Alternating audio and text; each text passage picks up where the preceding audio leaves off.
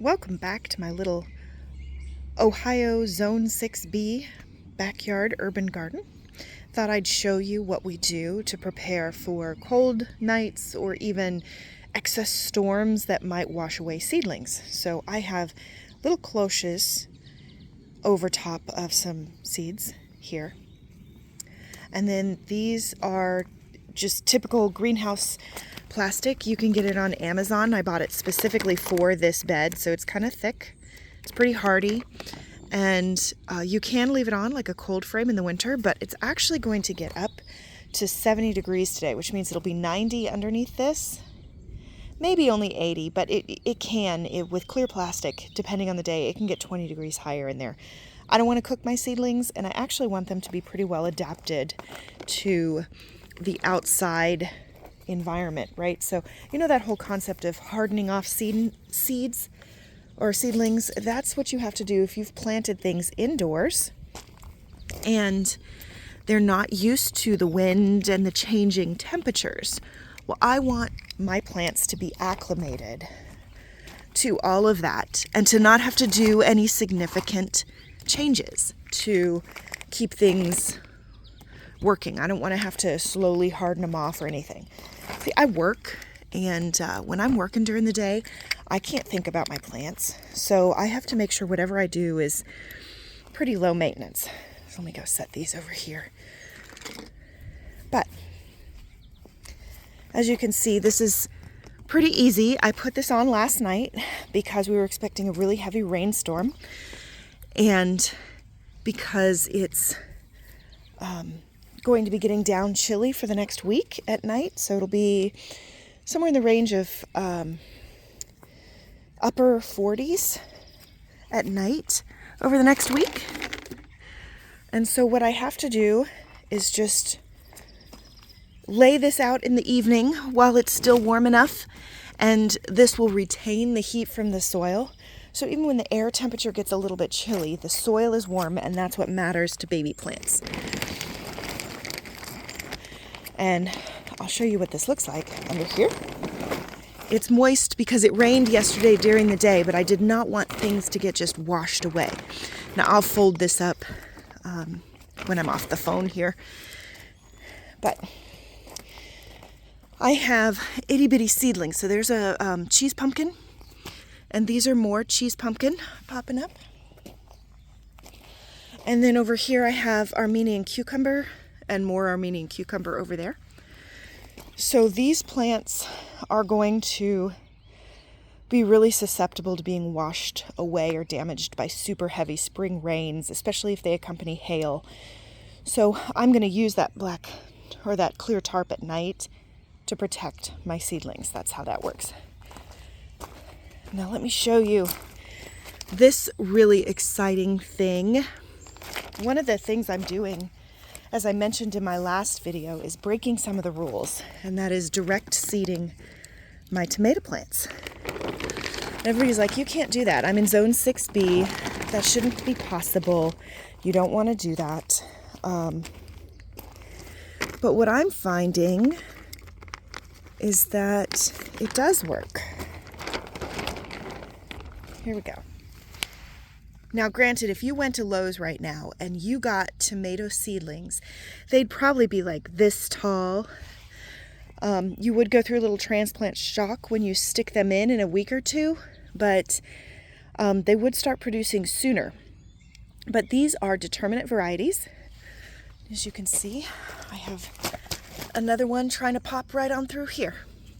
And I've got a couple at the end of the bed as well. So these are a determinate variety plant. And that means they've got a set amount that will crop all at the same time.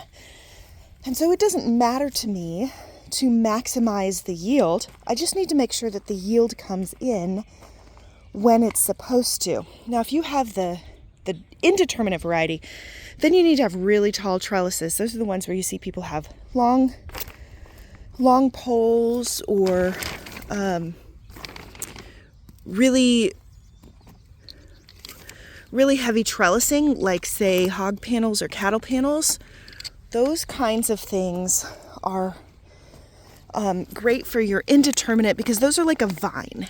And they'll grow kind of like a pole bean. It's like the difference between a pole bean and a bush green bean, because they'll just grow and grow all season long. And you'll end up with these tall plants that produce constantly until the last frost. But when you have a short season, sometimes that's not the best bet. They take a little bit longer to produce because they're bigger plants. They're slower to mature.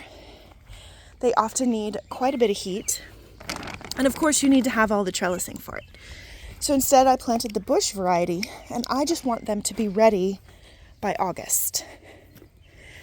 And if that's the case, then I can come in here and get this great crop of tomatoes in August that will be ready for saucing. So that's what I planted, was a saucing variety. All right, so here we go. Oh, you know what I forgot to do? I have these things that hold down, like bricks and wood that hold everything down on the sides, and that's because the wind can really pick up and lift these things, and then you'll tear the fabric or the plastic. I say fabric because I do the same thing when it comes to netting.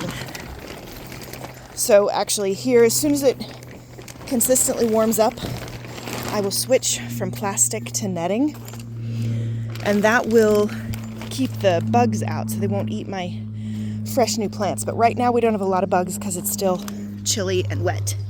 So there's another tomato. There's another tomato down there. And I've also got carrots. Can you see that?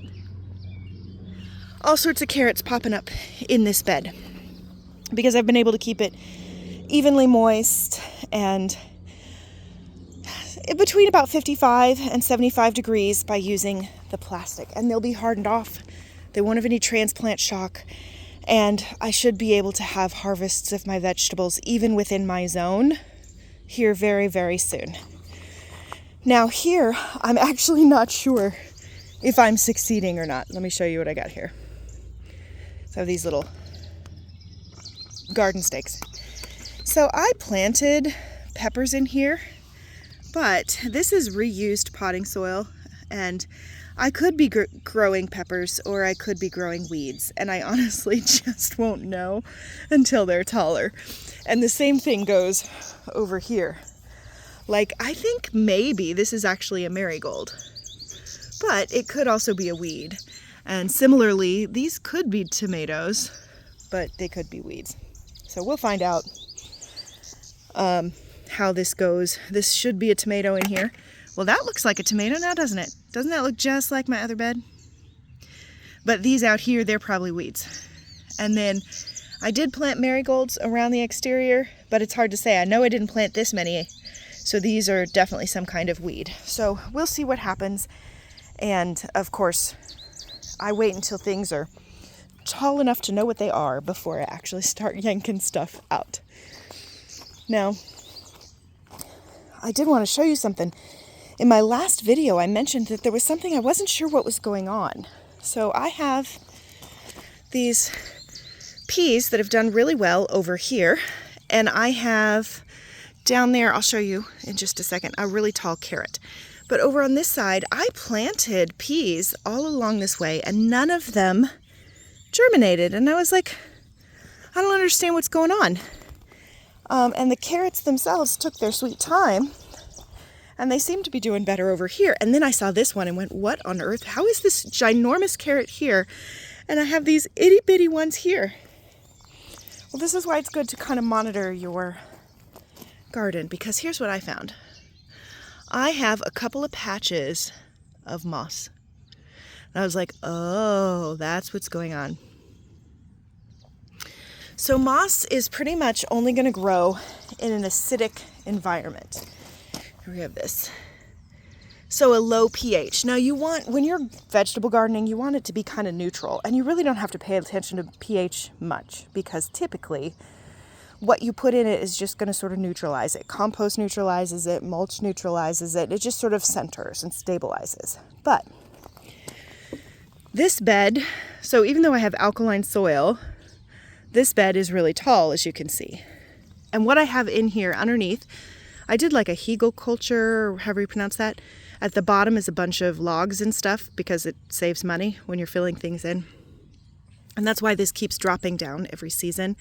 I keep having to top it off because underneath is all this hugelkultur. Well, I used square foot gardening, and I have peat moss plus vermiculite plus compost, and then I always use this straw. Well, straw can be a little bit of an acidifier when you garden, which is why I use it, because I have alkaline soil. But somehow all the different things that are decomposing in here are actually dropping the soil here from a neutral to maybe like a 6.0. And carrots can be really tolerant. They can do like a 6 to 7.5. But peas are not. Peas want that neutral to slightly alkaline, so like a 7 to a 7.5. They're super picky. And so I think what's happened is just somehow over here, maybe there's more peat moss over here in the mix. It's real hard to get it even. So maybe there's more peat moss, maybe I've got more decomposing material, and this has become more acidic. And the carrots were stunted, but they're making it. And the peas did not, except over here. I've got this pea, and then I have one way back there that made it. So when these carrots come out, I'm just going to really heavily compost it with a neutral compost. No added peat moss or anything like that. No added leaf mulch. I don't want it to become more acidic. I want to kind of loosen it up and floof it up, and I'll do that when I pull the carrots out later this season and see if I can stabilize the pH in here. So that's probably what's going on, because my soil's not overly moist. It's not waterlogged or anything like that. But here we have this beautiful little piece of moss, and more over here, which I love moss, but it is telling of what's going on.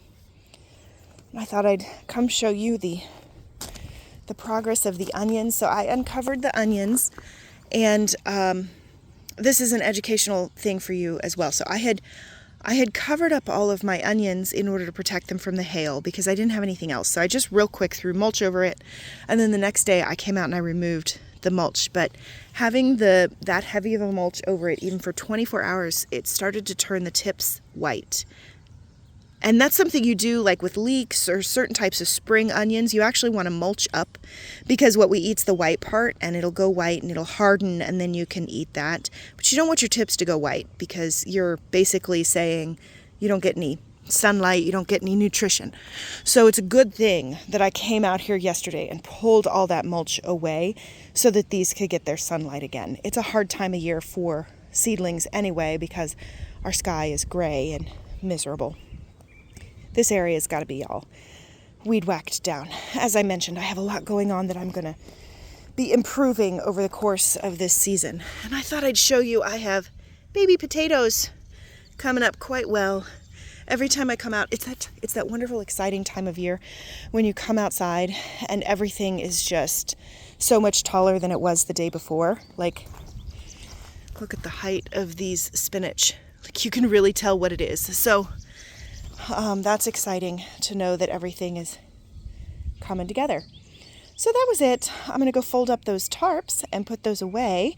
But it's just something to think about. You want to come out, you want to pay attention to your soil, and maybe don't be particularly stringent about what you should do. By putting tomato seeds directly in the ground, I didn't have to have a grow lamp. I didn't have to have like extra space in my house. And these are going to be hardened off and naturally acclimated to my soil and my climate. And they should be very healthy, as long as you don't plant them out too soon. So that's it. I hope you have a wonderful time gardening.